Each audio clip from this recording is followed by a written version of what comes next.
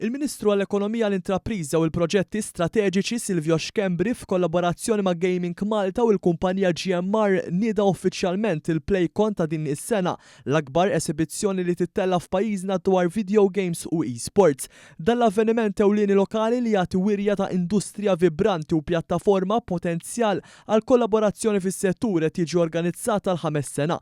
L-evoluzzjoni tiegħu iwassal biex is-sena li għaddiet ra l-parteċipazzjoni ta' aktar minn 25,000 persuna, iżjed minn 60 esibitur u anke mal-24 miljun impression online.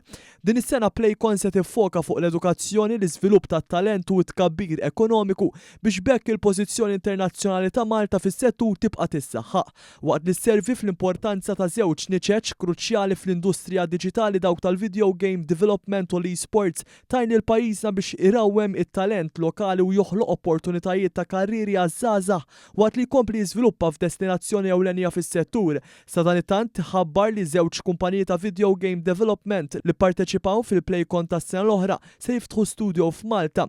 Phoenix, kumpanija ta' video game development li tispeċjalizza fil-user generated content, se tniedi uffiċjalment il-preżenza tagħha f'pajjiżna waqt l-edizzjoni li jmiss tal-PlayCon. Din se tkun qed timpjega 30 professjonist fis-settur.